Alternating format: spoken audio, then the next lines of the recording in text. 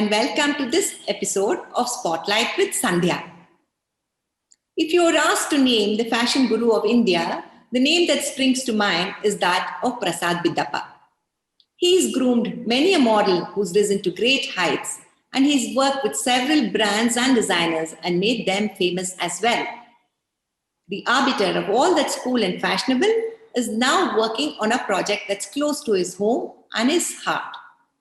Let's welcome Prasad Bidappa to the show and find out his plans for creating a silk route from Bengaluru to Mysuru. Hi Prasad, and welcome to Spotlight with Sandhya. Hi Sandhya, thank you for having me on your program. I've been watching it and admiring it from afar, and now it's lovely to be part of it. Nice to see you. You know, Prasad, you're from Kodagu, and of course, it's very famous for its coffee. And it's also famous because it's so close to Mysuru. Is that one of the reasons, because you're a proud Kannadiga, that you feel that you want to revive the state of Mysore silk? Absolutely, Sandhya. I think that we live in one of the most beautiful states in the country. And I think it's our responsibility to hand over this beautiful state to our children and their children after them for generations to come, the way that our parents left it to us. And because I travel from Bangalore to Coorg very often, I travel along what I call the Silk Route. From here we reach Ramnagaram, from Ramnagaram we reach Mandya, we come to Srirangapatna, it's just one beautiful township after the other, on entire belt of which silk is woven. And Karnataka's sort of superiority and dominance in the field of silk is well known and well documented. In fact, I think that Karnataka has been exporting silk for close to 3,000 years. Now I'm going undocumented. But you see, there is mention in the Roman Empire and in different parts of the world of silk from India. And most of it came from Karnataka, from the south of India. And I think that we have also laid claim to the fact that Karnataka was one of the states that pushed up India's GDP in the old days, before the British and the Mughals and everyone came and, took over the economy and quite ruined the economy of this country. As you know, India was one of the most successful countries with a flourishing GDP, exporting to all corners of the earth. I mean, we were really big. And then came the invaders who found the wealth of India irresistible and ensured that a large part of it went to them afterwards.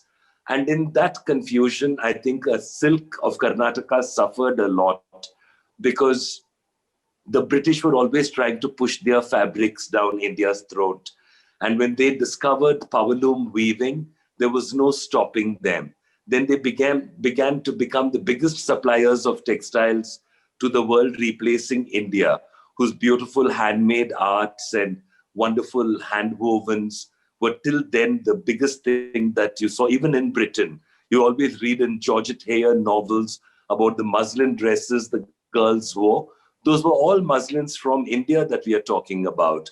And then they started making mill-made fabric, and they tried to destroy the Indian handwoven industry, and they succeeded almost completely.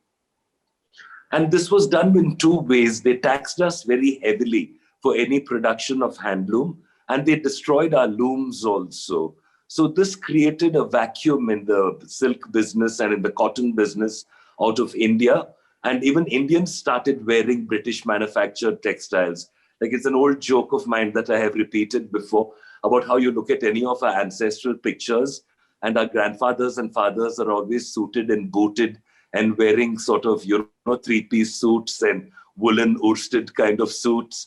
But our mothers were always in beautiful handloom saris, like, for example, the one you are wearing today.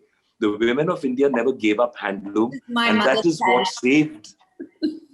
And that's what saved handloom in the country. So I always compliment Indian women for their holding on to the tradition and the heritage of our traditional textiles. So this is where they're coming from. And today what has happened is the biggest threat has come from China, and a lot of silk yarn and fabric is imported from China. and sold in India. It's only this year that the government managed to put up the import duties of outside silk coming in. Otherwise, it was cheaper to use Chinese silk than Indian silk at one point in time. So this does not bode well for our industry, because Karnataka silk is not a mass-produced silk. It is not something that spews out of a machine in thousands of meters that all look the same. Ours is a handcrafted art. It is something that is very beautiful and very meaningful. And the silk of India is in so many myriad varieties, but all the silk used for weaving used to come from Karnataka. So whether you were wearing a patola from Gujarat, or whether you were wearing a paithani from Maharashtra, or a Banarasi brocade, all the silk yarn came from Karnataka. No longer the case. Today it's coming from China. So you see, this is the big problem, that if we have just allowed them to take over the market, we have not repositioned our own silk as luxury silk. Chinese silk is mass-produced silk. I don't know how much of it is actually synthetic, though I know for a fact that it is not completely pure, for the simple reason that Chinese silk never seems to age. It can be washed many times and it still looks like polyester. It just never has that softness and beauty of that Mysore silk that your mother and my mother wore, which they hand washed repeatedly, and it became softer to the touch and softer in color as the years went on. And they just wore it as daily wear, you know. It was just fantastic what the women of India did. We need to get our government to shore up the silk industry again.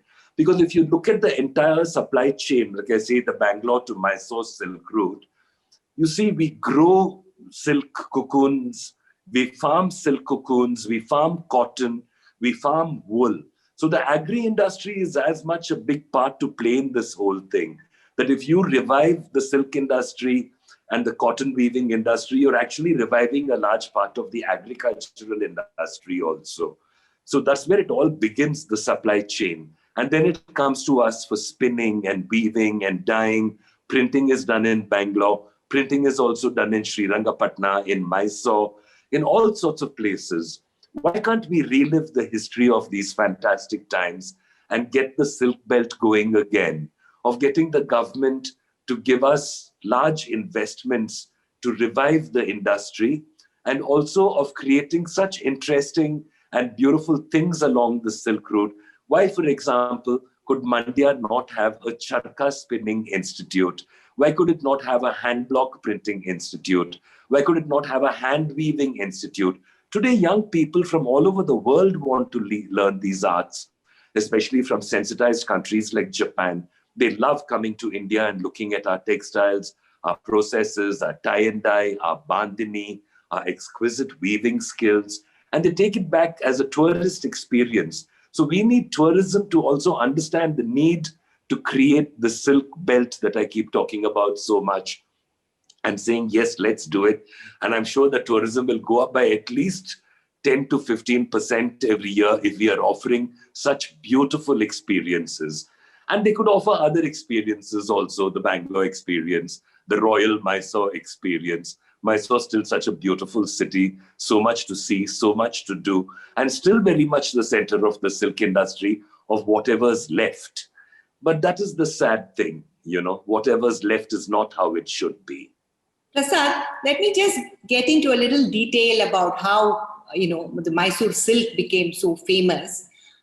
Records are there to indicate that it was Tipu Sultan who set up this silk business for, silk weaving, mulberries, and getting the cocoons, and actually creating a formal silk industry in the 18th century.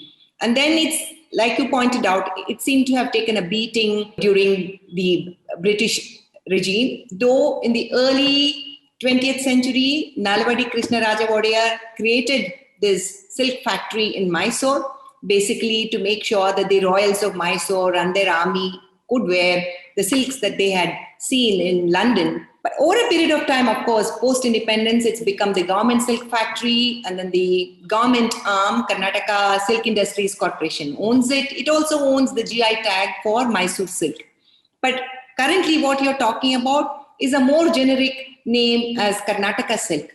So how do we create this? Like we were discussing the other day, there's Molkal Mul sari also. You can make it in cotton, you can make it in silk.